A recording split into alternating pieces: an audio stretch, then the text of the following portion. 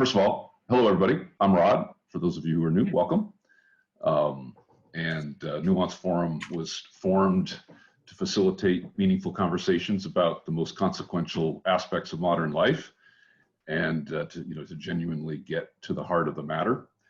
And I am particularly excited to welcome our guest today, Nina Power. Welcome, Nina. Thank you. Really glad you're here.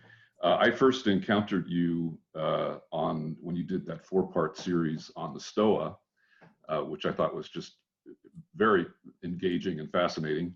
And then more recently, I saw you on Benjamin Boyce, and I think maybe I saw a conversation you had with Justin Murphy, and so I've just kind of grazed a little bit. So Nina is a professor of philosophy and an author. Well, right. I was an academic, but I still supervise and stuff. But I left my teaching post for various reasons, mainly to do with the modern university.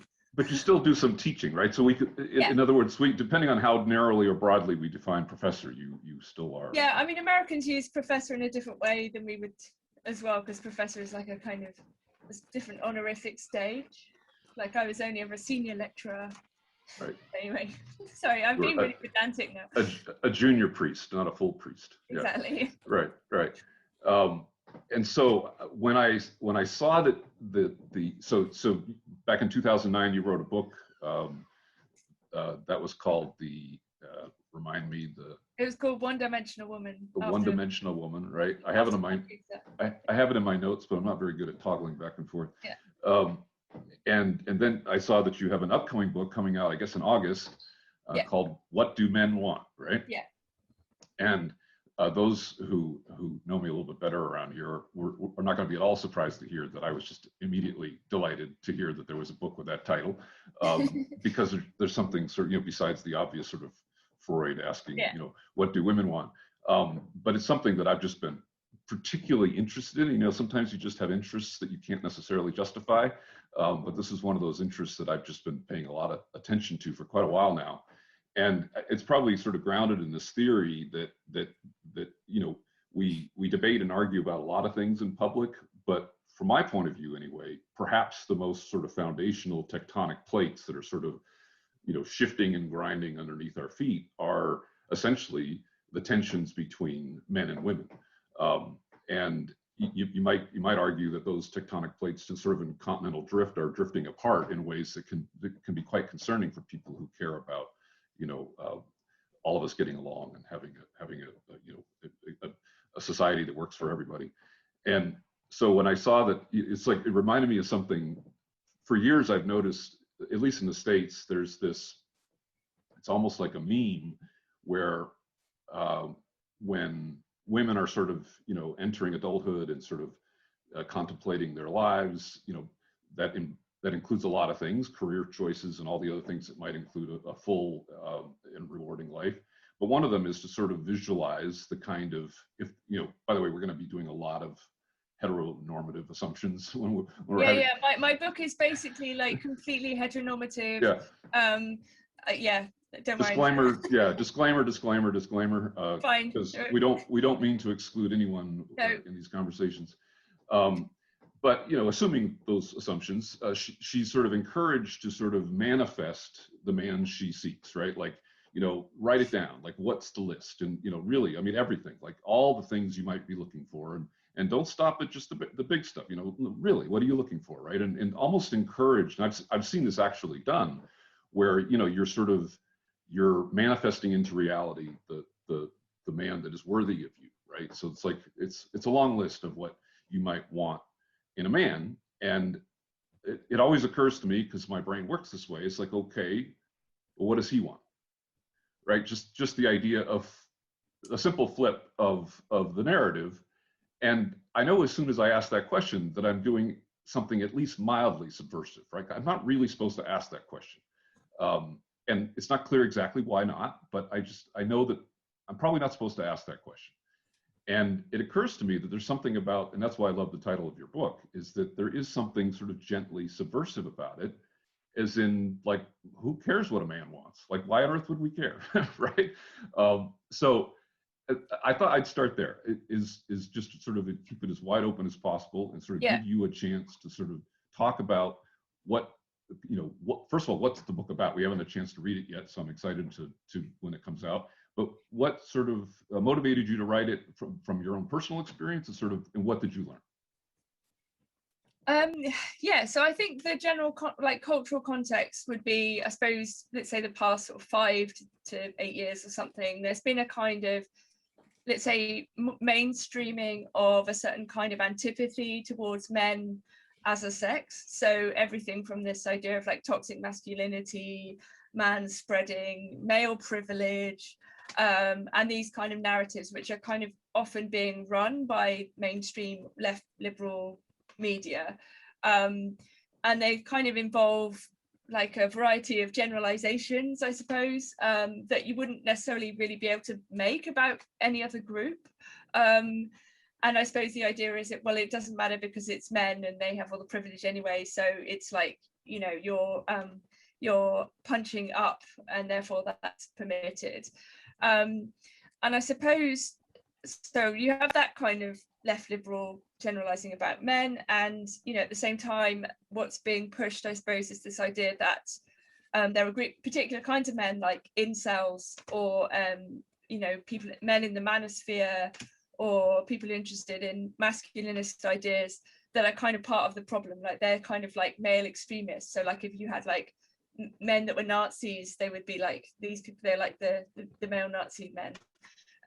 This sort of so sort of right-wing manosphere type people, and regardless of what their politics are, that's just the sort of place they hold in the kind of cultural discourse.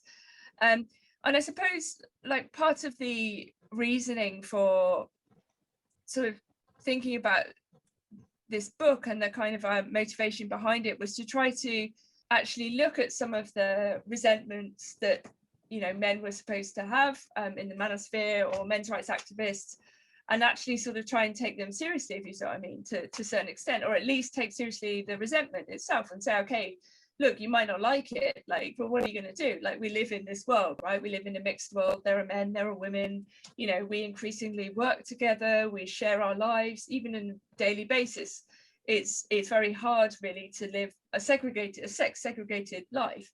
And I do talk about separatism in the book, like as a sort of social possibility, right? Like if men and women really do get on so badly, they can always live separately, right? And I look at men going their own way, which is a particular kind of men's rights aspect, very small thing, and compare it to kind of lesbian separatism of the 70s and this kind of thing. And so I suppose it was like saying, let's be realistic, right? Like we live in this world, like it's a heterosocial world, right? There are men and women, and it's not necessarily a heterosexual world all the time. Most of our interactions with each other are not romantic. They're just practical and everyday. And, at the same time, I think for most women, if not all women in a way, that these sorts of generalizations about men just seem untrue, like just factually untrue. Like, there are lots of men in women's lives who are wonderful and, brilliant friends or wonderful husbands or sons or, so on. So the idea that somehow generalizing about all men even made any sense, like this seemed kind of, like a bad route for the left to go down, if it even is the left. I mean, I think something also has shifted in the political discourse, and, whatever passes for the left today is remarkably unforgiving. It's a kind of, very moralistic, cult-like thing, and it's nothing like the kind of left I remember, which was much more comradely and, people were flawed and this kind of thing, and I think that's sort of somehow been forgotten. And partly the internet is to blame somehow. But so it was an attempt to sort of take seriously these complaints, some of which are statistically borne out. So for example, things to do with like the male suicide rate. So men do commit suicide at a higher rate than women do in the Western world. Or things to do with like the opioid crisis in America primarily affects men. Men tend to be much more violent to each other, more so, and to themselves, more so than they are towards women. of course, most interpersonal violence is done by men, like the vast majority of it is done by men, right? This is a kind of unavoidable fact, but it's sort of, it's usually spun in a kind of a very simplistic way, that image of male violence, as if it's always somehow primarily directed towards women, which it isn't. And I suppose to, yeah, like try to understand some of this male unhappiness in the first place, but also to ask this question of desire. And like you say, you know, there's something almost subversive about posing this question. And I think, you know, it's partly done in a sort of light-hearted way in the book, right? Because just as Freud asked this question, I mean, he asks it basically rhetorically, you know, it's like, what does a woman want? Well, we can't really know. It's like he's saying, because I don't really know the answer. And, you know, I'm a woman writing a book about men. And of course I'm saying, look, I don't know the answer to this either. I mean, I do have a list at the beginning where I've asked all of my male friends what they want, right? And they've given me like answers. So there is a kind of set of answers, which include things like a shed or a beer or pussy or, you know, a pleasant woman or whatever, you know. So I think there is, you know, there's a kind of a sort of light-hearted attempt to answer the question in certain ways. But really what it quickly gets to is this question of what it is to be a good man, if you like. And if it is basically, how is it possible in this kind of culture, which is sending kind of all kinds of contradictory messages to both men and women, and about how they should relate to each other as well, you know, including all this divisive rhetoric, which I don't think serves either men or women particularly, and isn't very realistic, but does create suspicion. So there's a lot of mutual suspicion. And I think, you know, undoubtedly we live in a kind of like sex saturated culture. It's completely like besotted with you know, pornography and sort of dating apps and so on. And it's quite hard to talk about these things without it sort of immediately becoming like a moralistic issue, in terms of like, what are the material consequences really of this kind of society, and then think about it in relation to other types of society, right? So I'm not saying we could go back to some more traditional way, like clearly we're kind of a long way past that point, not least in terms of female emancipation. But basically like saying, how can we in a way preserve some of the things that our ancestors learned, right? So to not to just dispense and say, oh, we're so clever, we're so modern, we know everything today, like, you know, we're just perfect and everyone in the past was bad and racist and misunderstood the world. And, you know, because that isn't true, right? That can't possibly be true.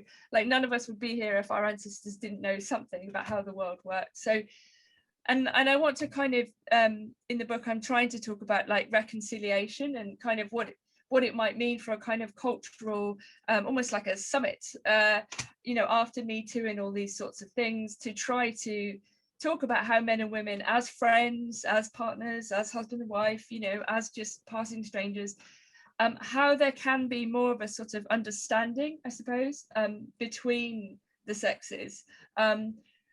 But in order to do that, I have to kind of stress that I do think that there are differences, right? Which is also quite a difficult thing to do in these times, because on the one hand, you have a sort of, I don't know, almost like a humanist person-based thing, politics and a workplace, which on some level makes sense, right? So men and women are sort of interchangeable. They're not sexed beings before they are workers, for example. So I'm trying to sort of take that, you know, like, again, that's a kind of historical development, right? So men and women have become more equal in some ways, politically, economically. But on the other hand, they're still different, right? There are two sexes. And I do say this in the book. And again, this is going to be probably like controversial. I mean, it don't, you know, but it will be. Because I want to say that sexual difference is important and it is relevant.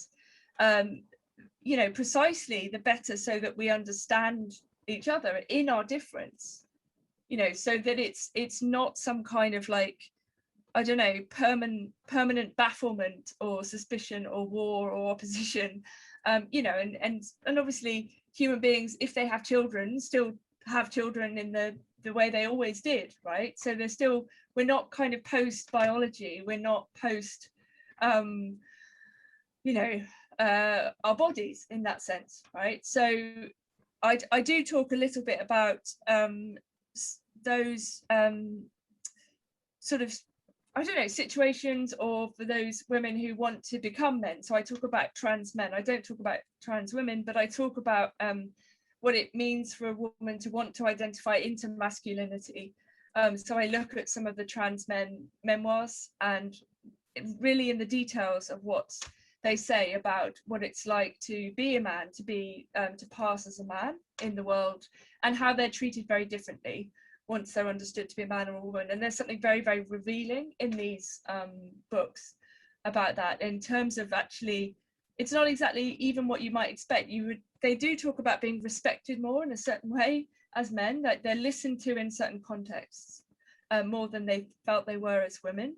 But on the other hand, particularly one memoir talks about how they're also ignored more, that actually their suffering and their pain is deemed to be less important than women's pain and suffering and comfort. And these sorts of insights are quite profound, I think. So it's sort of a plea for more understanding, you know, and I don't claim personally to have any more insight in a certain way than anyone else does, right? Like I'm not saying I know how men and women should behave towards each other. You know, I make mistakes all the time. You know, it's like, you know, and I also want to say, you know, everyone's had these kind of relationships. If you've had heterosexual relationships, you know, inevitably they go wrong sometimes. And I think there's a kind of tendency today to want to always see one person as the victim and the other person as like the abuser, whereas actually most relationships are a mixture of, you know, people just being different and making mistakes, you know. And I want there to be room, I suppose, for a kind of forgiveness of ourselves and each other. You know, it's not to say that terrible things don't happen, right? I'm not downplaying you know, negative, violent you know, things that people do, but yeah, just to try to sort of, I don't know, be more kind of realistic and also to de-escalate, to try to prevent these sorts of things. I mean, not that a book can do that, but, you know, to imagine a society in which we dealt with our sort of disagreements and difficulties in slightly different ways, you know, that it wasn't always confrontational, like not a war of the sexes necessarily. And that's one of the things that stood out to me immediately when I first encountered you, and I so appreciate, you know, sort of as I started, there's so few people who are thinking about this in public, and then there's so far fewer who are doing it anything like constructively, right? You know, there is MGTOW, you know, there are the sort of there is the manosphere, there's red pills, you know, and there's just so much anger in a lot of these spaces. And so to hear a woman, like, in good faith encounter this subject and try to give it an honest treatment was I just really appreciated it. I mean, it's also nice, by the way, to have a philosopher in the room, because like, yeah, we're all going to sit up a little straighter. I'm probably the worst kind of philosopher. I'm an amateur philosopher. No, so, everyone's a philosopher. Yes, right. And I loved the sort of heterosociality, right? That was the first time I'd heard that. I like it. You may have coined the term, and I like it. And yeah, if you're going to attempt to say anything true about 50% of the population, you're going to struggle, right? Like there are very, very few things that you could say that would be true about, you know, half of the globe, right? So anytime we're talking about this, we're generalizing and we're, you know, we're making a lot of mistakes of generalization. Yeah. So part of the reason why I'm so interested in this is because, you know, setting aside the kind of more vitriolic stuff, you know, just the polarization that you're referring to, because that's clearly happening and it's clearly an issue. You could almost make the case, you know, men and women are sort of simultaneously allies and adversaries, right? There are ways in which our interests are aligned, and there are ways in which our interests are not aligned, and there's also a sort of a time scale issue, which is our interests narrowly defined in the moment might be quite different than our interests more long term, in terms of what might be good for us or good for everybody long term. And so there's this you know, there's this fundamental misalignment that's always been true, right? And you might argue that something like the institution of marriage was some sort of imperfect solution to an unsolvable problem, right? Like it's like a historical overlay. You know, when you know the neighborhood's becoming gentrified, you start putting rules in place to not let it change too quickly. And you could argue that maybe marriage is sort of like a historical overlay in terms of just the sort of fundamental misalignment of drives and motivations and interests between men and women. And then of course there's all these areas in which we cooperate and support and our allies. And so independent of the sort of more polarized aspects of it, if you just step back and allow men and women the freedom, and who's against that, right, to pursue what they perceive to be in their best interest, both short term and long term, it seems inevitable that they will drift apart, right? Because there's a way in which once you remove any other sort of constraints, it's just too tempting to begin to transactionalize the interactions between men and women and to essentially use each other, right? And so it seems like, in a sense, this you know, I was calling it the sort of continental drift, that where if you sort of just examine the discourse, you might get the impression that the problem is, you know, a roaming band of potential rapists that are out there that have to be, you know, we have to monitor these people. You know, it's the Me Too kind of stuff. It's that aggression, you know, the toxic masculinity, this stuff. That in fact, when I speak to most of my friends of sort of all ages, it's more the opposite is true, which is that everyone's just kind of rolling their eyes and shuffling off the battlefield and not really bothering with each other, and just getting someone to respond to a text. You know, ghosting is a bigger problem than, you know, than some sort of sexual misconduct. So I thought that would be another good sort of topic to address, which is that and I appreciate that we're trying to do this in good faith, but what would be the model that would create some kind of alignment of interest between men and women if everyone is free to pursue what they believe to be in their best interest?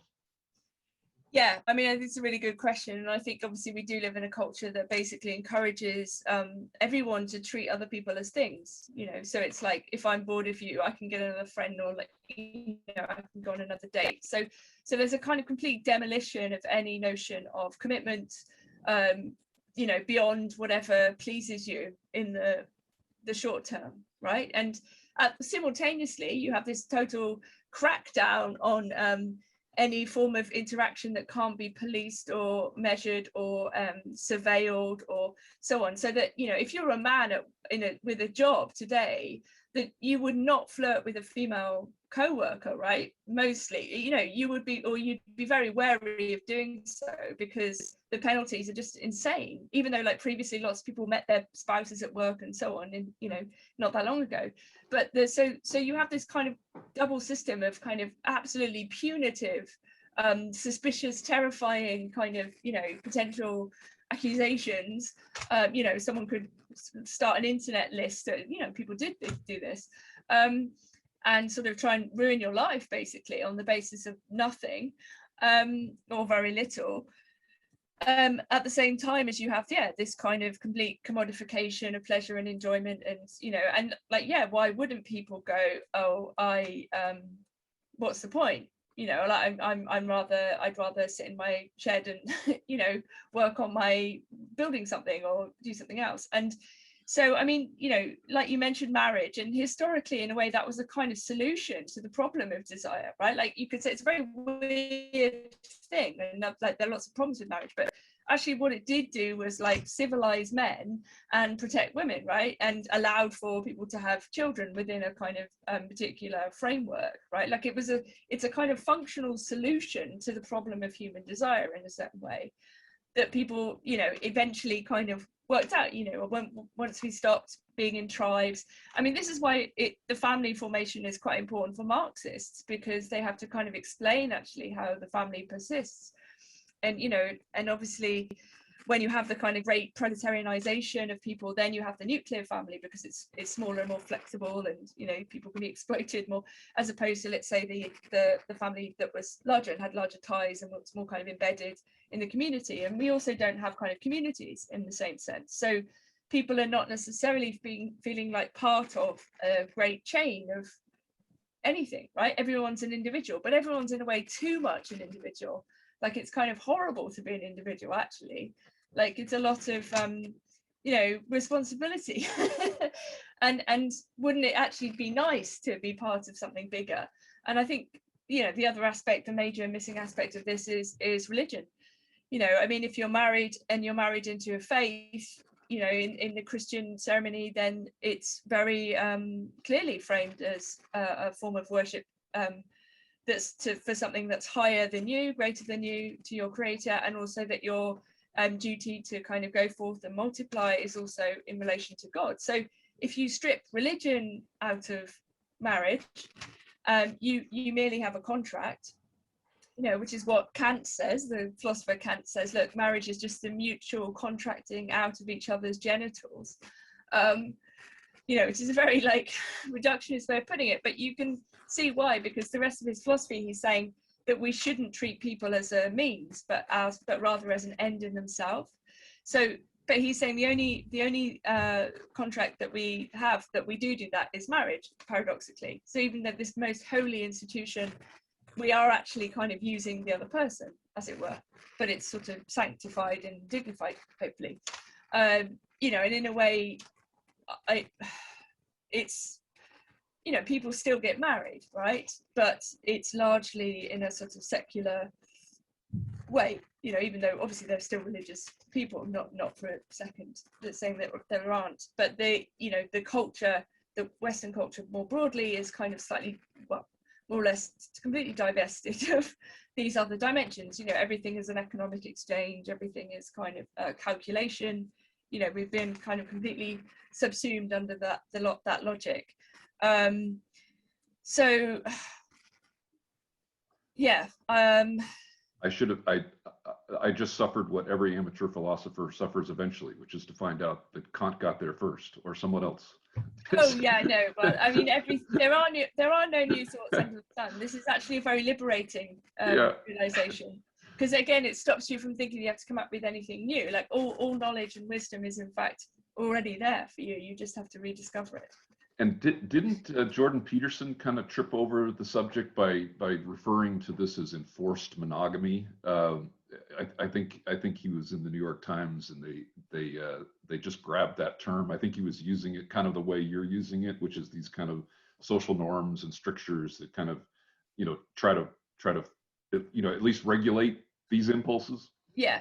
Yeah, no, exactly. I mean, and you can, I mean, this is maybe a bit provocative, but, you know, if you take extreme male sexuality, it tends to become like really unhinged. Like, it's really just like very extreme and repetitive and very quantitative.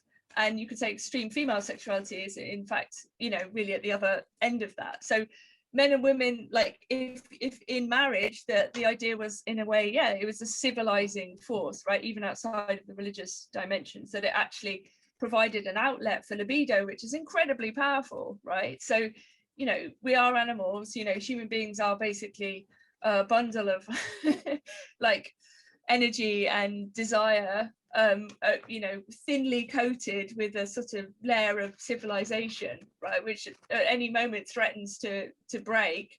And, you know, so one of the solutions would be marriage, right? So the second wave feminists are very interesting on this, right? So they say marriage is like, women are private property, like they belong to a man, and, you know, they are, and usually the son would inherit, but, you know, but everybody knows who the father is, right? That's also the thing that marriage is trying to do, right? It's like, it's also to prevent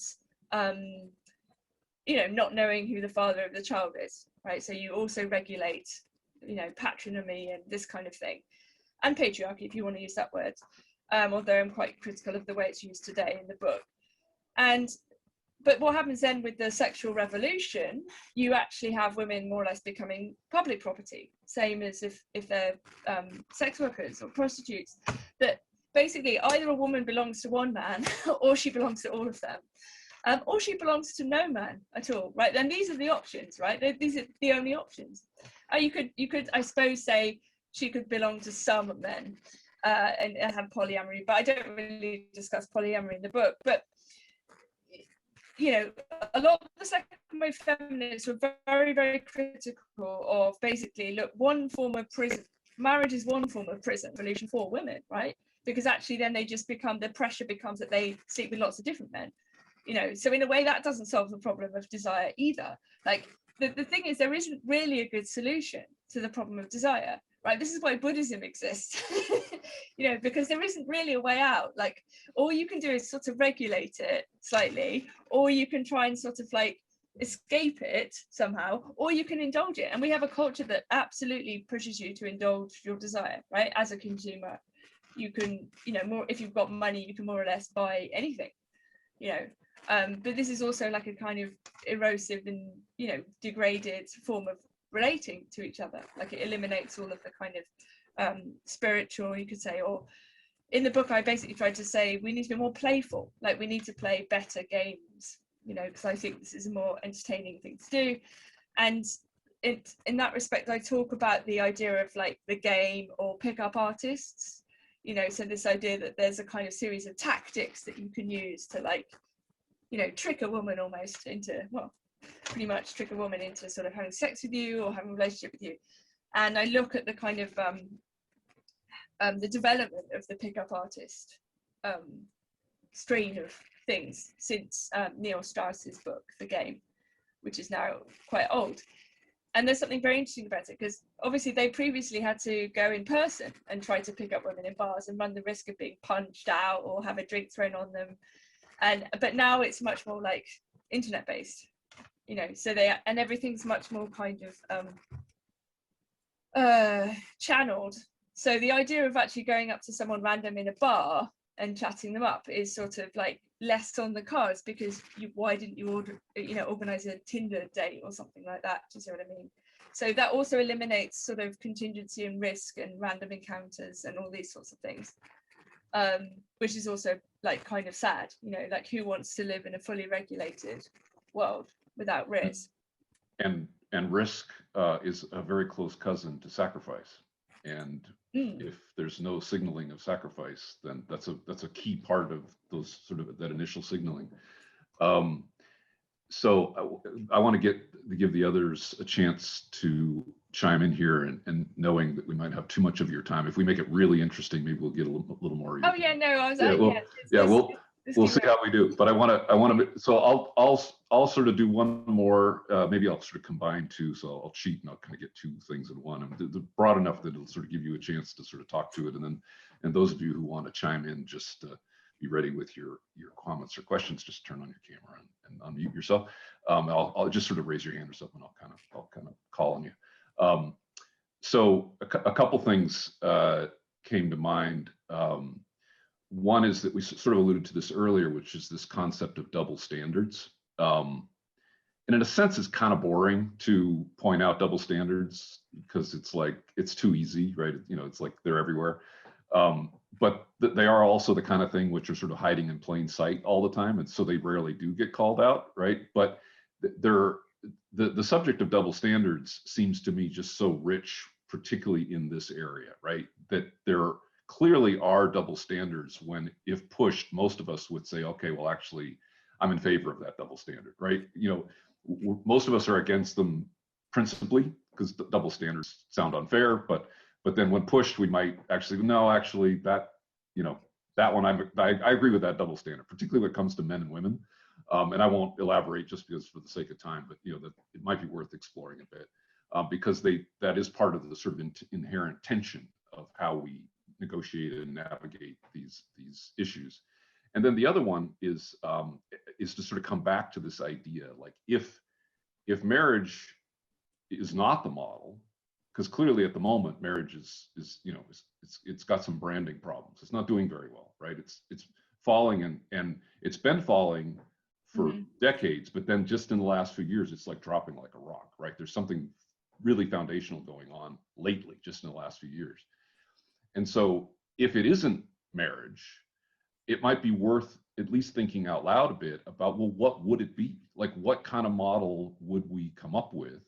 And specifically a model, like something that would act like marriage, but not be marriage or marriage 2.0, you know, something that would be updated. So, and maybe just in the course of all of the different people you talk to, you might have heard some things that might be interesting on that. So just sort of those two topics of sort of double standards and is there a model waiting for us that would improve on marriage? Yeah, I mean, on the double standards, I mean, I suppose, I mean, you probably need to be precise about which ones, because I mean, I try to track the different, you know, some of the differences, like in suicide rates, for example. So like, you know, there are obviously things that more negative, you know, affect men to a larger degree that we would largely count as negative, right? And some things that would affect women more. But I suppose you maybe you mean kind of if women and men not getting punished for the same kind of things, or I don't know. Yeah, I'll keep a super simple example. Yes, an example, yeah. More that, like something simple, like if you were to ask most women, just kind of all things being equal, if you're in a marriage, in a loveless marriage, and you no longer love your husband, is it okay? You know, be nice about it and all that, but is it okay to leave? Right? And most people would begin nodding, like, well, you know, I mean, she doesn't love him, she's not happy, she needs to, you know, she needs to find herself, you know, eat, pray, love, you know, right? That sort of idea. And if you just took exactly the same set of circumstances and it was a man and he no longer loved his wife and he found himself drawn to women who were 20 years younger or whatever, I think we would instantly have a hit like, that's not okay, right? So something as simple as just, again, there's so many particulars that you could dissect, but just something like that. Yeah, no, sure. I mean, it's like very tricky one, and I think that's gonna sort of descend into like very, very particular situations as well. But yeah, there are also some situations in which, I don't know, this is maybe like a bit controversial, but like trans widows. So for example, when women are married to men who decide to be women, the women are often actually quite badly treated. Like, you know, they're expected to kind of go along with it even when they don't want to. And, you know, this is also something that happens. And that's not what they signed up for either. So, I mean, I would say basically like marriage should be taken extremely seriously. Like, I don't think anyone should get married if they don't mean it. Like it's death do you part. I mean, whether you're religious or not, right? So and I think one of the things that's also been eroded in our culture in a way is duty, like the concept of duty to something beyond you. So beyond even to the other person or to your own desires, but to rather to like the third thing, which is the institution of marriage itself, right? So regardless of whether you're religious or not, it's like, you know, you're not only marrying another person, you're marrying the thing, you're marrying the institution, right? And that your duty, even where there are problems, is also to the third thing, you know. And this is often how human beings work. You know, if you think about sort of a relation to God, it's a kind of hierarchical triangulated relation. So I think there's a general decline in yes, duty and a duty to working things out, let's say. I mean, obviously marriage, I think, is different when people have children. That also is another extremely different thing. You know, I think probably it does relate to the second question in terms of why people are not getting married. Partly, I think you could see it almost positively in relation to what I'm saying, which is that people might take marriage so seriously that they don't want to throw it, where they don't want to marry someone if they don't think that they could be with them forever, you know, which again is a very difficult ask. And I mean, we also have to factor in the kind of economic factors. You know, if you're a millennial, it's obviously quite difficult to have your own house. I mean, it used to be the case that men would like have to get a job before they even thought about proposing to women. And then there used to be a family wage, which would, you know, be sufficient for a family. And then you have the mass entry of women into the workforce, which is emancipatory in some ways, and more women get economic independence. But at the same time, that allows bosses to lower wages, right? So then you have situations where both partners have to work in order to make the same amount of money that the family wage previously made, right? So it's very swings and roundabouts, like what happens in terms of, you know, female emancipation. It's not a straightforward picture. And this is not to blame women or to blame feminism or anything like that. It's simply to say, look, this is what happened. This is how the system adjusted to quite, you know, positive and progressive demands, right? It's very able to kind of use them for its own end. So I think that the, you know, millennials are economically constrained. I think they they find it difficult to imagine or to achieve those adult markers, which would be things like having enough money to buy your own home, you know, with a mortgage. You know, they're very saddled with debt.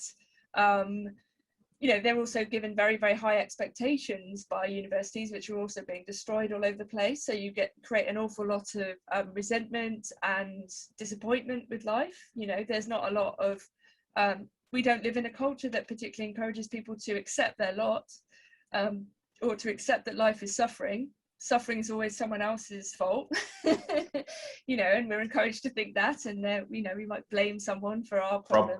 And probably a man.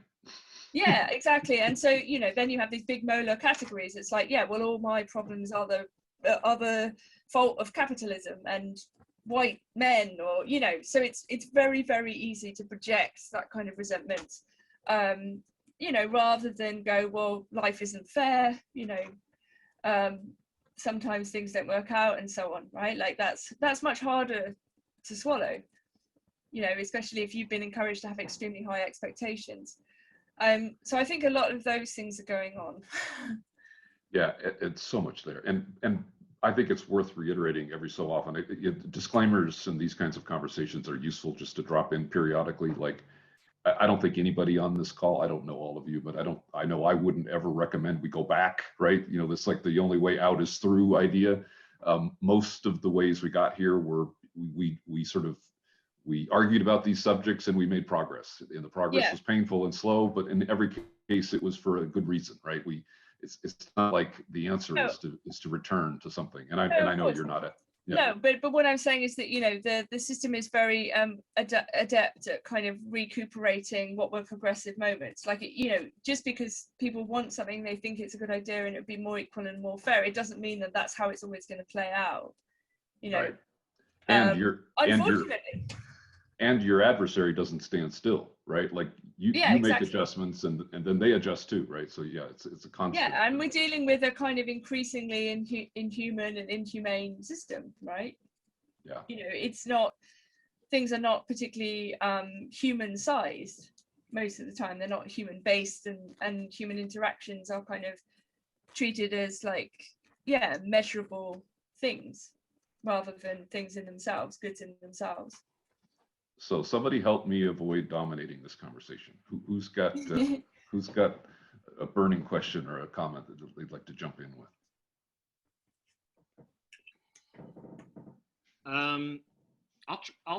I'll try it, man. I had so many thoughts listening to you kind of summarize your work. One of the things I see is in your critique, I feel like most people would see what you're critiquing as the new ascendant morality of what's become like woke ideology. But then you have a book called One Dimensional Woman that I haven't read it, but it clearly has to be a play off of Marcuse's One Dimensional Man.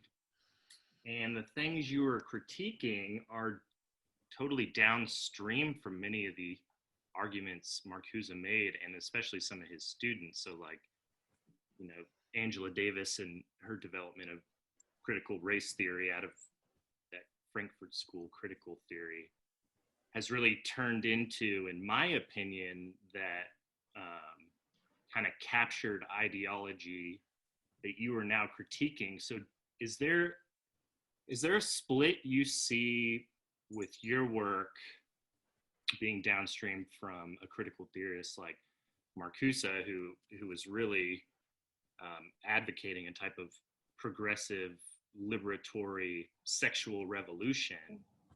And now that 50 years on, we're looking at how even that has gotten commodified, where the subject has become completely the object, and it's wrapped in all this progressive and left-ish looking rhetoric, but seems to serve this power structure that you just defined, and I think accurately defined, as inhumane, like this mass unhuman sized system where the scale of the management of society seems completely off, to where we've all been turned into like little utilitarian points to be weighed and measured and objectified ourselves. And how do you think there's a way to try and recover? Are you trying to recover a better tradition descended from Marcuse with your play on one-dimensional man?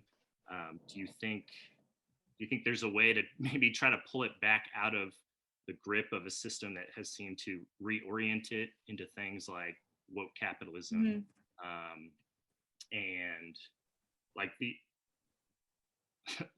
like intersectionality has become something where like there's nobody who gets to be shit on more than cis white men, and there's nothing that gets to be essentialized more than cis white men, coming from an ideology that birthed ideas of anti-essentialism. So I hope there's a question in there to address. I'm just kind of chewing on a lot of the things you were talking about. Yeah, no, definitely.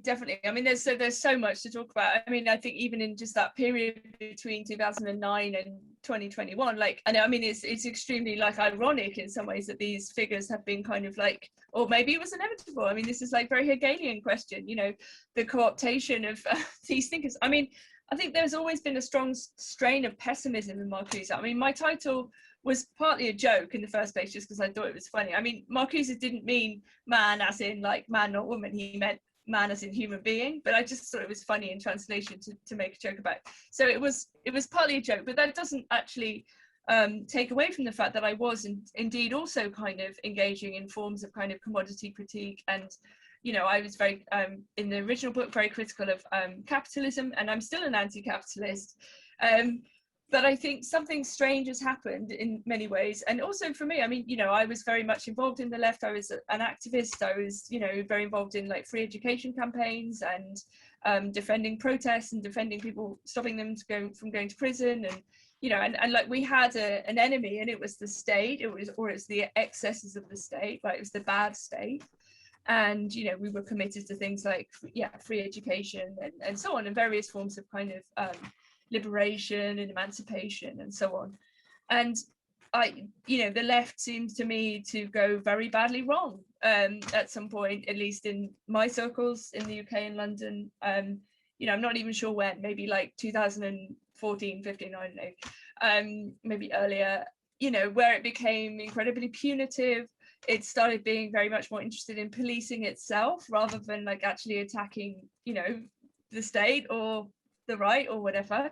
And it just became absolutely bizarre, and I could sort of see it coming. Like I also kind of knew that I would get kind of like cancelled or whatever, because I could see it happening to anyone who was saying anything interesting, basically. And a lot of men who got Me Too'd on the left, you know, it was just brutal. I mean, it was completely unfair, you know, unjustified.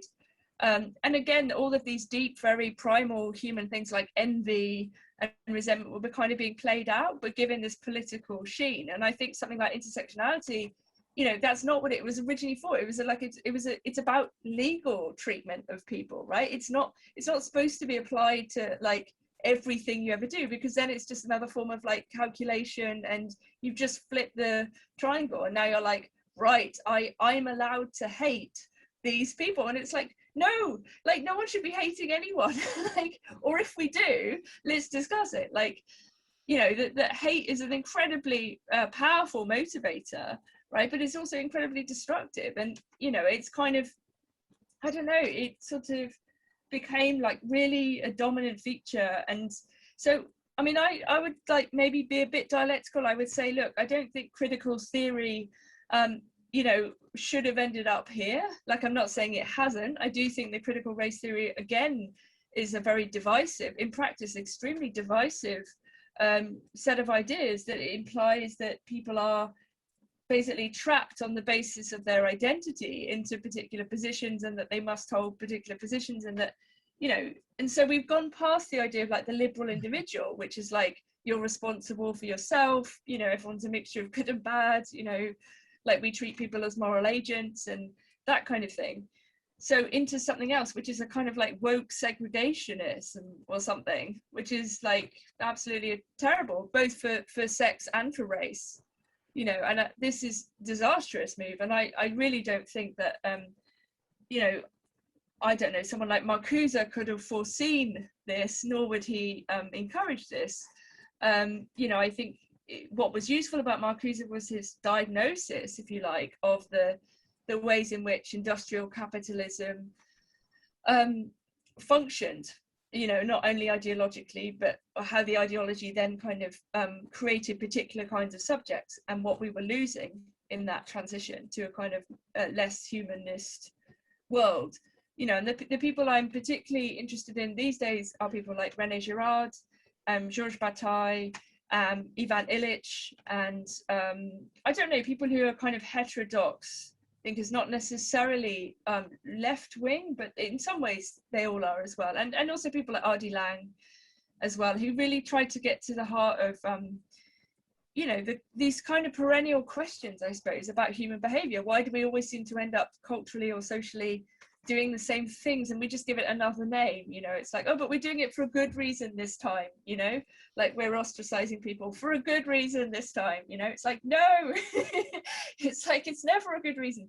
So yeah, I mean, I can see your question, and but I think things shifted, like not only personally for me, but like, you know, I got caught up in this thing, as many people did, and you know, in terms of being cancelled or whatever. And you know, but I think, you know, that there has to come a point of almost like bravery. Like people have to be able to say what they think.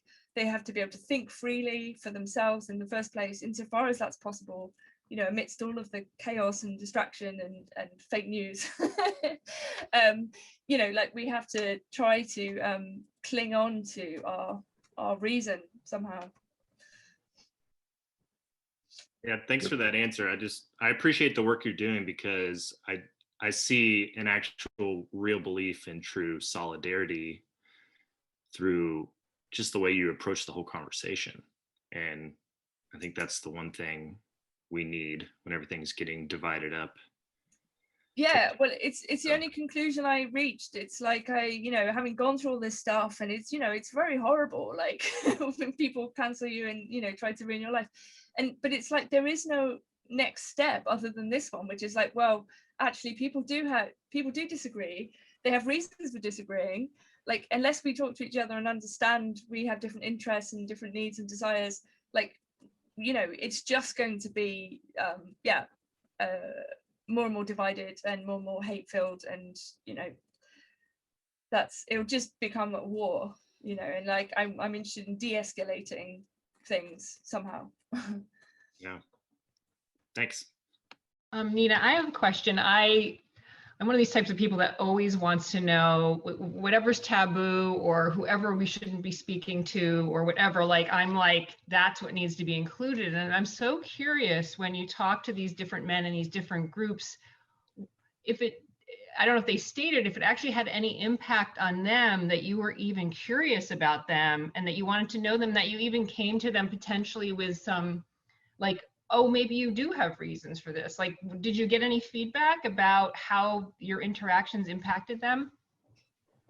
Yeah, that's an interesting question. I mean, so a lot of the research was like online, and you know, I wasn't necessarily sort of interacting with people, but I did speak in person to quite a lot of men who would basically define themselves, I mean, in some cases as misogynists, like just straight up like men who hate women for whatever reason, or were like playful misogynists, like that, you know, that the kind of all they talked about was like how stupid and rubbish women were, and you know, how women were basically like animals or children, and you know, needed to be like tamed or raped or whatever. I mean, you know, like, so proper like full on, like, yeah, like joking, but kind of, I don't know, like there's a kind of particular position which is a sort of combination of like evolutionary psychology, I suppose, or like you take bits of evo psych, right? It's not, I don't even think it's really like no, these people are not, you know, working on evo psych, right? But they, certain ideas, so like the idea of hypergamy, right? So the idea that women always want the best man, and you know, whoever the best man is, like the richest man or the most handsome man, or this idea that like I don't know, this is a bit rude, but like alpha fucks beta bucks, right? So that women will have sex with like again like the high status man, and then like the beta man will like then pay for her child, right? Like this idea. And you know, a lot of these men really believe these things, right? And they say that there's a kind of evolutionary basis for it, and this plays out in women's behavior, and that, you know, so that fundamentally women are, I don't know, like driven by forces that they have no control over in a certain way. And it is interesting to speak to men who on some level, oh well, they're at least not afraid to express these ideas, whether they fully believe them. I mean, it's not actually borne out in their lives, right? Like they tend to go out with like lovely women who are like very interesting, and you know, like it's more a kind of like playful thing, you know, for them. But it's not to say, of course, that there aren't maybe very few men. That's the other thing. I didn't really encounter like full-on misogyny. Like I think people use misogyny more often than it exists. Like there might be some men who are not very interested in women, but that's not misogyny, right? There might be men, I mean gay or otherwise, who just don't want to spend much time with women. That's not misogyny either. Like misogyny is full on like irrational hatred, right? And I think very few men actually feel this way. And even when we're looking at like incels and this idea that, you know, these men who are sort of young men who probably have dodgy politics and somehow expect there to be a girlfriend for them and this kind of thing, you know, this sense of entitlement, you know, what you actually find is not that. You know, it's like, you know, it's maybe men who want a girlfriend, but like what's wrong with that? Like, you know, that's a nice thing to want, you know.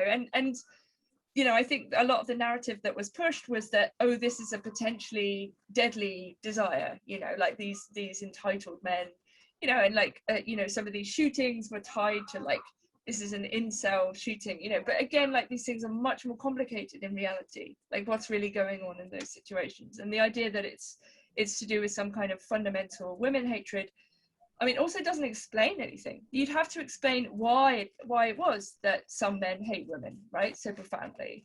You know, a lot of the time the resentment I was encountering was like men who got divorced and they weren't allowed to see their children as much as they wanted to. You know, this is a very common men's rights activist idea, and we had movements in Britain like Fathers for Justice that were very pushing this argument. And you might say, well, okay, well, maybe that's true, maybe, but they want to see their children, right? Like this is men saying, I want to participate in my children's life. You know, that is not a fundamentally negative sentiment. On the contrary, it's a positive one, right? So again, there's a real resentment that's based on, you know, a kind of real feeling that is comprehensible. You know, the idea that we can't understand why someone will be upset that they can't see their children is unthinkable. Like we'd have to be ourselves inhuman, right?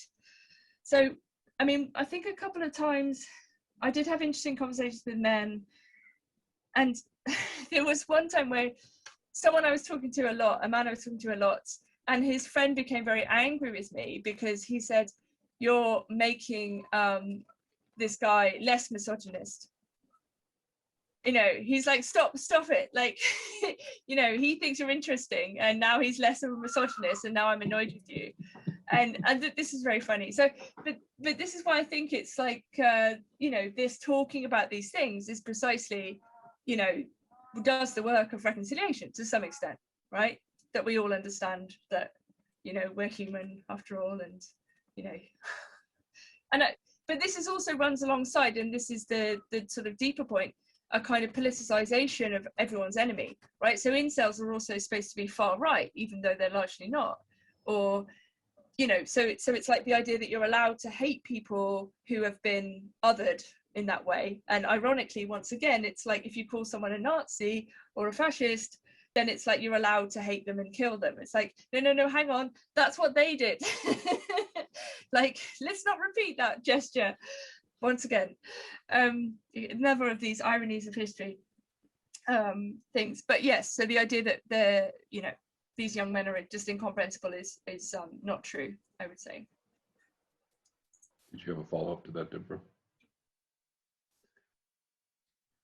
Anybody else? And by the way, we can also stick around after Nina has to go if we just want to continue the conversation. I'm happy to do that. I have a question, or I don't know, something to add. When you were talking about just then, kind of this alpha beta thing, and then, I mean, I think one of the frustrations, it's like, I don't know how much you explore like the power dynamic. I feel like that's a popular thing to talk about with men and women.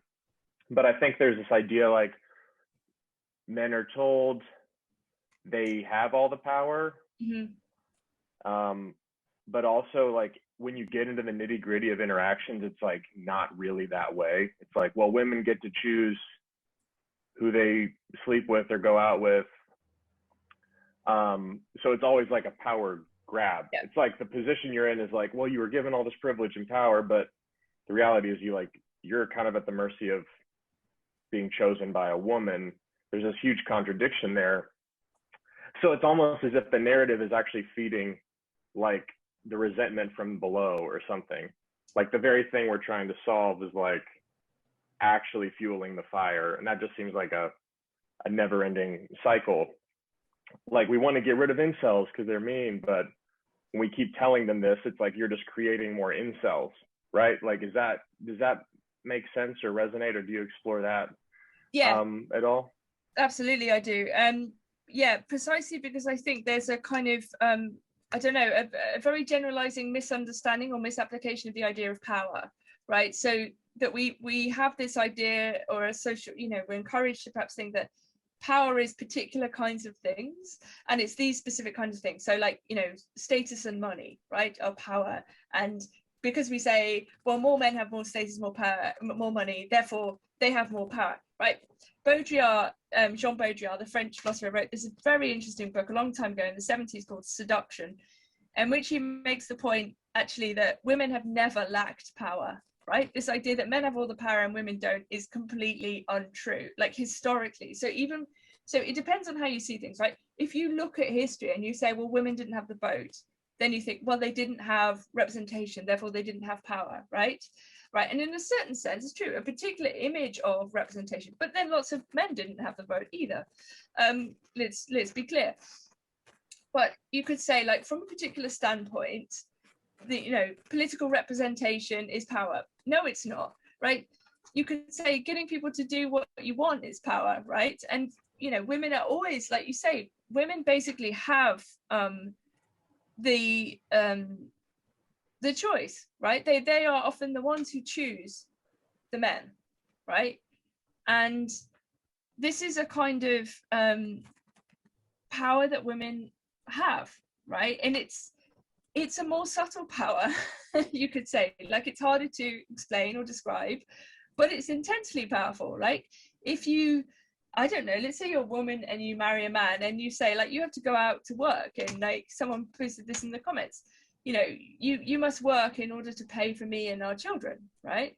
This is an intense position of power in a way.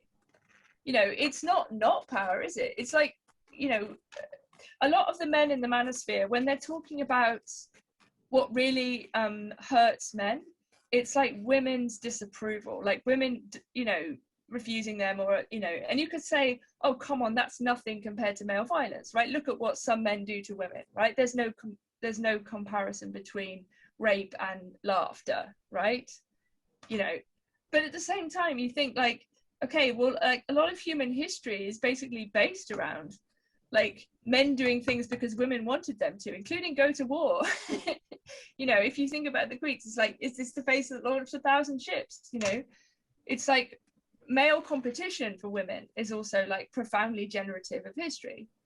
You know, and women often encourage male rivalry, you know, in order to force men to compete for them. You know, and all of these things are a bit unpleasant to say, right? You sound like, you know, I sound obviously quite reactionary in a way, like to even mention these things, but they're undoubtedly true, you know.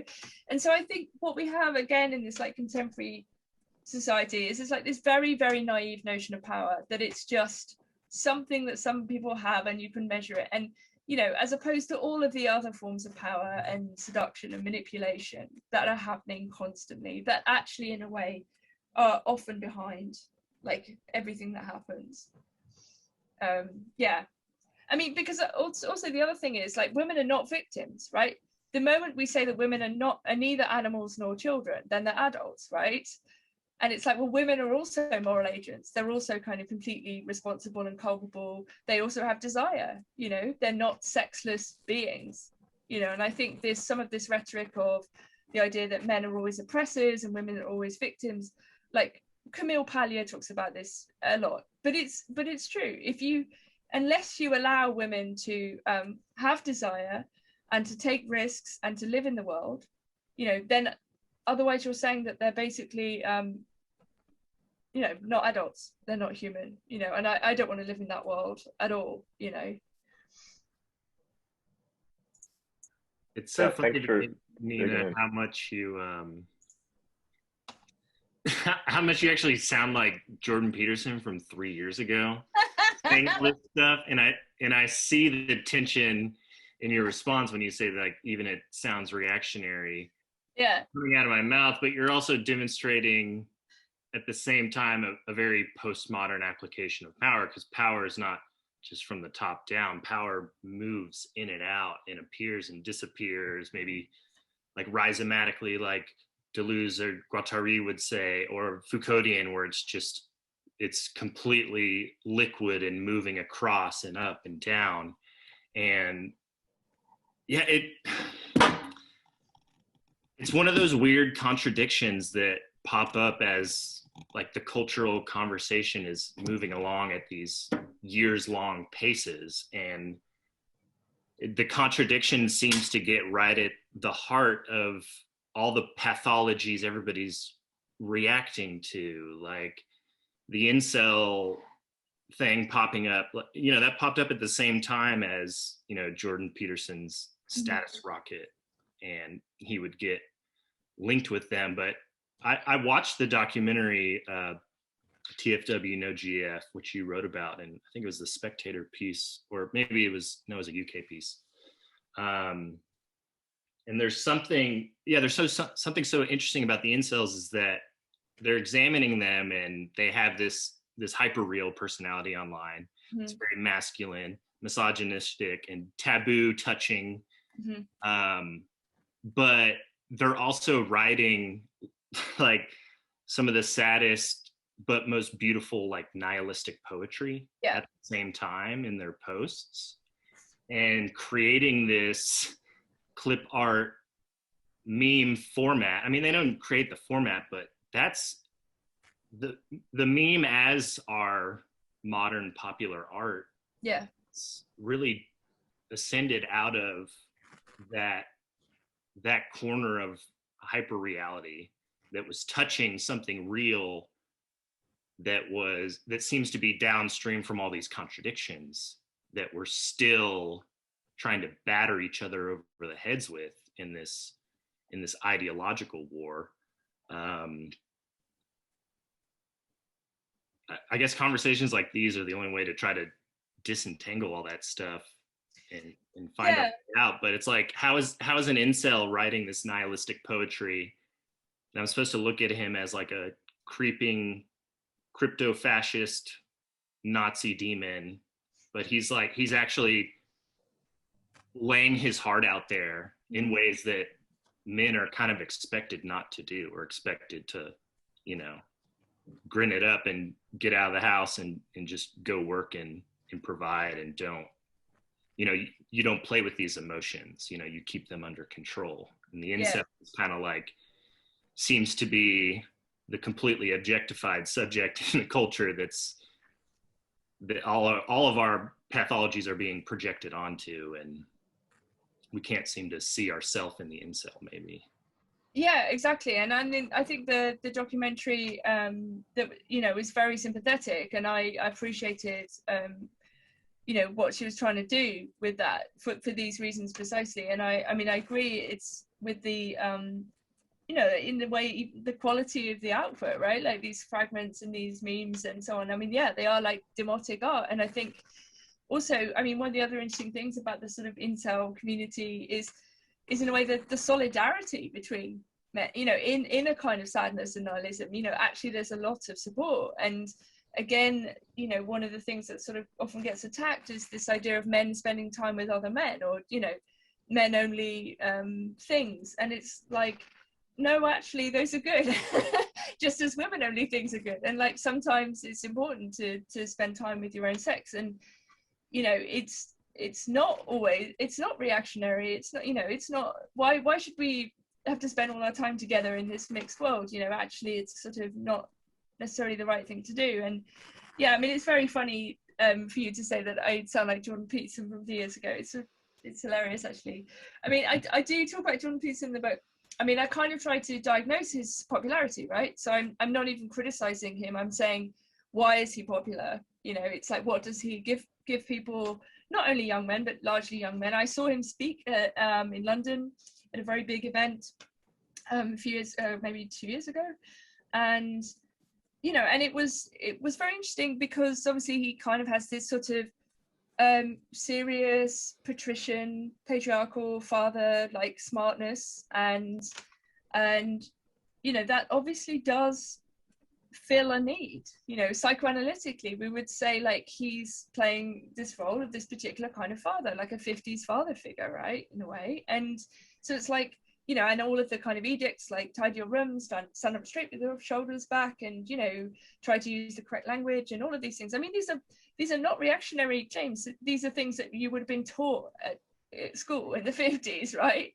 They're not, you know, then he's not saying you should create division and hatred and round people up in camps. I mean, he's really saying like, just, you know, in fact, it is a kind of solution to the incel problem, because basically what he's saying is saying, don't blame other people for your own life. Actually take yourself in hand, start with the small things, and, you know, then you'll be more likely to be okay, you know, rather than lie in bed and feel resentful and hate everyone. You know, you've actually got to pick yourself up and go for it.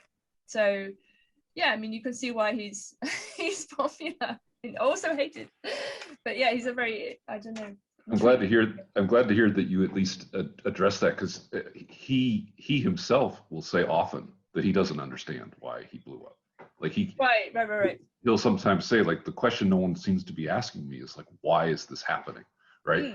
And he seems to be genuinely himself kind of, you know, how much of that is authentic and how much of that is kind of, you know, playing with the interlocutor. But he also seems confused, and it's, well, I'll tell him when I get a chance. Yeah, it's actually really interesting.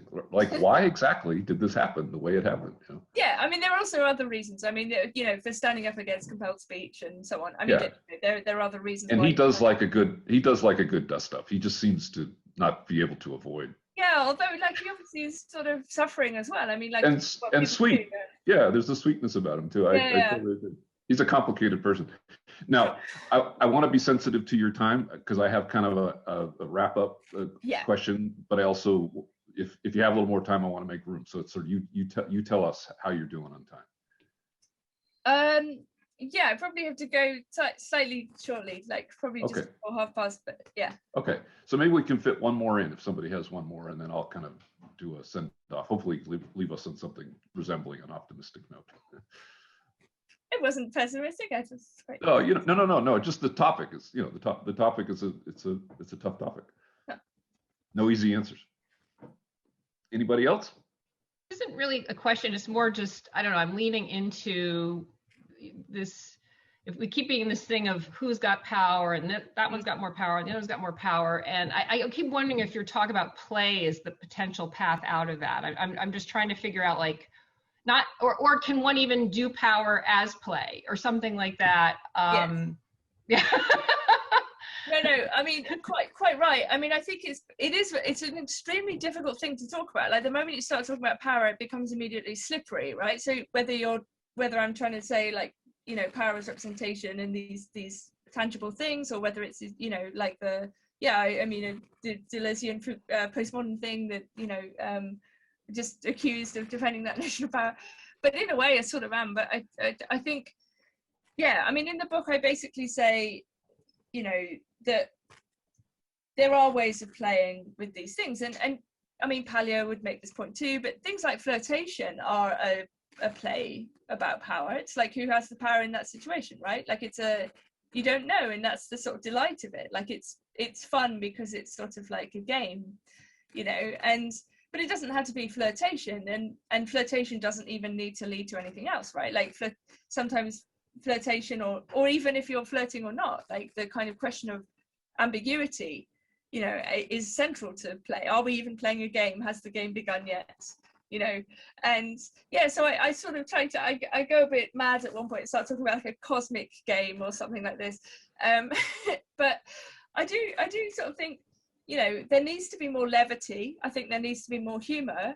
Like, I talk about how, you know, life is basically really difficult and confusing, and for everybody, and that actually one of the games that men and women can play is a kind of existential game. Like, what are we doing here? Like, let's try and deal with it together, you know. So it's not to, again, this takes the pressure out of the idea that some one person is going to save your life and that, you know, they're going to make everything better, right? Because they're likely not. And you know, even being with someone you love is very difficult. Like, you have to negotiate things. It's kind of a work thing, but it could be playful too. No, but it's like something you have to work at, I should say. You know, like, it's not straightforward, like, oh, you meet someone and then that's it, right? It's like, no, like, actually it's really like complicated. But if there is a kind of humor about oneself as well, and this is the other thing I think has like gone from the left, is also like a sense of humor about oneself. You know, the idea that like we're all fucking idiots, right? You know, it's like we all make terrible mistakes, we've all done stupid things, we've all said stupid things, we've all, like, most of us have gotten drunk or like done absolutely appalling things, you know. It's like, if we live in a world in which every single transgression is never forgiven, which is a bit like hell. It's like, you know, online, it's like, yes, but she said this in 20, therefore, you know, it's like, oh my God, like, this is a kind of hell. Like, you know, you have to forget and you have to forgive. And, you know, maybe some things are unforgivable, but then you have to forget them, you know, like, you can't be just, I don't know, like this, yeah, panopticon of like, I don't know, judgment. And that would go for relationships too. So like, not to hold grudges, not to like keep, you know, things so growling away and then go, yes, but you said this, you did that, right? Unless that's how you want a relationship to work. If it works like that, it's fine. Yeah, it just seems much more like generative, you know, because like otherwise everything's just going like into this, nothing's being created. Like, when everyone's fixated on the power all the time, yeah, there's so much else and that's not being paid attention to. Yeah, and it's like, well, if you don't want these people in power, like, I don't know, do something about it, do something different, like, you know, stop moaning about it, like. I like, and that's a nice tie into what I wanted to wrap up on too, which is that, you know, the longer you live, the more likely you are to have at least once in your life colossally screwed up, right? Like, the older you get, the more you recognize Yes. your blind spots and all the ways in which sometimes you just can't, like, how on earth did I ever do that? Like, you don't even recognize yourself sometimes in some of the mistakes you make. And so some of this is just the process of aging, and a lot of what we're talking about, you know, woke, whatever, you know, that is very much the language of the young too, right? It's, you know, these are sort of unblemished lives in some ways, right? And so it tied into something that it just kind of came up in passing at the end of your conversation with Benjamin Boyce, but I loved it, which was this idea that perhaps Gen X might have a role to play here. And I've heard this come up here and there, but only once in a while. And, you know, there's a generational thing, right? Like, I'm an old Xer, like, I'm like, you know, one of the early Xers. But, you know, so I remember the latchkey kids of the 70s. Yeah. Like, you know, my ex-wife, when she was 7 years old, was letting herself into the house alone, like that. And that wasn't even that uncommon, right? You know, yeah. So, you know, I remember the microwave. I remember the first fax machines. I remember the cell phones. I've seen a lot of the ways that something as simple as technology, but cultural, I've seen what drugs, you know, what the sort of the promise of what the late 60s and early 70s, well, the delivery of that in the late 70s and 80s, and just the lives that were destroyed, and the atomization, so many things that have come out of that sort of experiment. And so we're sort of uniquely positioned. We sort of have one foot in kind of a previous era. And so much of what we're talking about here is so rapid, right? It's like, there's like an acceleration upon acceleration. It's almost like a derivative function, right? Where we're just watching things race faster and faster and faster. And we're still here. And so many of the choices that are being made and the you know, policies and you know, the just, you know, the cancellations, all the stuff that we're just watching play out. Well, we're going to be around to see how all that plays out, right? I mean, something as simple as never before in the history of the human race have there been so many women who by choice or by circumstances have not had children, right? Yeah. And they're going to be around for several more decades, and they're going to tell us what they think of those choices or how they feel about that, right? Yeah. There's just many, many, many examples where ideally anyway, that's this huge fount of wisdom that can be shared, right? Ideally. And so I know I kind of pontificated a little bit on a small point that you made, but I wanted to give you, and that seems very optimistic to me, like there might be a way in which we can play a role in sort of I think so. I mean, my next big project is on Gen X. You know, I want to make this argument in a bigger way, you know, and I think, yeah, I mean, I'm like at the other end of Gen X, right? But you know, so I didn't use the internet till I was 18. Like I had a childhood that was replete with boredom and the radio, and it was great in a way, right? But it's like impossible now, even though it wasn't that long ago. You know, I had a free education. I like, you know, things that are, again, unthinkable from the standpoint of the present. You know, and also, I don't know, several things. I mean, we're like a sandwich generation. Like we're much smaller compared to millennials and boomers. And in a way, these are the kind of grand movers of our history. Like, so we're kind of like wedged in the middle. And that's why Benjamin made that brilliant point about being mediators. Like we can be counselors, we can like mediate between millennials and boomers. I thought this was such a fantastic idea. And also I think, you know, other sort of very sad things. I mean, most of the Gen X heroes are dead. You know, they committed suicide or have drug overdoses, including like some of my friends like Mark Fisher, you know, committed suicide, and you know, Kurt Cobain, and it was also the mass rollout of SSRIs in the 90s. Elizabeth Wurtzel, RIP, Prozac Nation, you know, so you have those kinds of you know, I don't know, chemical dimensions, you know, to do with mental health and you know, depression and things like grunge, which are, you know, very dominant.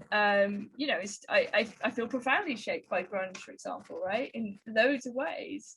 And I also do think there were interesting things that were going on in the 90s that were kind of curtailed by 2001, and you know, things that like were genuinely progressive in a way.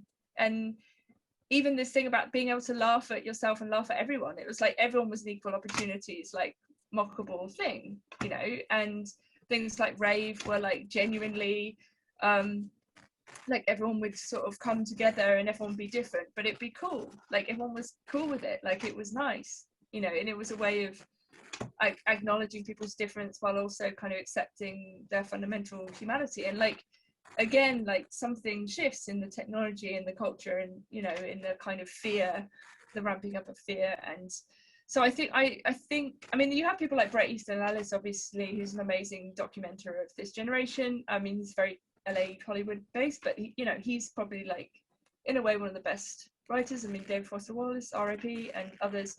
But you know, I think there's something to say. I mean, maybe also to do with technology, like this very, very rapid set of things. You know, I mean, it's always about technology in a certain way. Like this is what human beings do. Like we make tools and then we're like, oh no, the tool is using us. Oh no, how stupid. But and there's a specific wisdom function in the crone, right? The archetype of the crone that has been almost completely ignored, right? The crone? Are you saying yeah. Thanks. No. The point is we're going to keep getting older, right? So there's going to be some point where we're going to be the old people, right? Yeah. And my point is, you know, like a kind of feminine wisdom that's benefited. Yeah, sorry. Like it's an archetype. It's an archetype. I'm not talking about you. Yeah. You know, just that idea that, you know, because one of the benefits of all this, right, is we have introduced so many women's voices into the discourse, right? I mean, you know, there's, of course, that's complicated, but one of the potential benefits is that there is this function that has been almost completely eliminated, which is this archetype of a crone, right? Which is a wise woman who's lived, right, and can share, right? And it seems to me that's one of the many kind of possibilities that's offered here. Yeah, I think this is a really important point, and I think this was something that was coming down the pipeline, as it were, from second wave feminism, which was trickling down even to my like local primary school, you know, by the time of the 80s, and where you had a sort of very watered down second wave feminism, but it was there, right? And it was basically saying like, it doesn't matter if you're a girl, you can be anything you want to be, and don't be held back by like history, and you know, and it was very kind in a way. It was also kind to boys, because it was also saying like, you don't have to be a super macho masculine boy, you can also be like a sensitive boy, right? So like the whole kind of attempt to erode or erase or abolish gender was something that was happening, you know, and because gender was like a set of social expectations that were like generally negative, or people felt them negatively, and you know, that the second wave position wants to try and sort of, you know, diminish those in a way to allow people to live freely, you know, women but also men actually would be the point. And at some point that kind of project got kind of changed, but yeah, so I think what's missing, yeah, like you say, and I felt this too, I didn't feel that there were enough women who were allowed to speak to younger women somehow, or like there wasn't enough kind of mentorship or communication that way as well, like even in the 90s and 2000s, like where are the older women, you know? There are a lot of them, they tend to stay alive longer as well, you know, and is it that they're just being ignored, or, you know, are they not speaking, or so? Yeah, I mean, I agree completely, and I think that kind of wisdom, yeah, I mean, it's kind of, yeah, needs to be brought back. I mean, maybe I'll have a chapter on the crone in my next book. It sounds like a very worthwhile topic, and I love that you like take on these protein-rich topics. I can't wait to read your book, and I hope it gets wide distribution, because I think it's extremely relevant. And that would too. That topic is also just so rich. There's so much there that can be explored. I think it would be a fascinating topic. You wouldn't believe the people who are trying to cancel me. They're really doing their hardest to get this book dropped, but it's not succeeding so far. Penguin are like standing behind me, so yay. Well, we feel incredibly lucky to have had you today. Thank you so much for taking the time to talk to us. No worries. Thank you for your questions, and I really respect what you're doing. I like the idea of the Nuance Forum. I think it's a really good one, and yeah, it's fantastic. Thank you very much. We'll stick around for those who want to keep talking, but we'll say goodnight to Nina. Thank you so much. Thank you.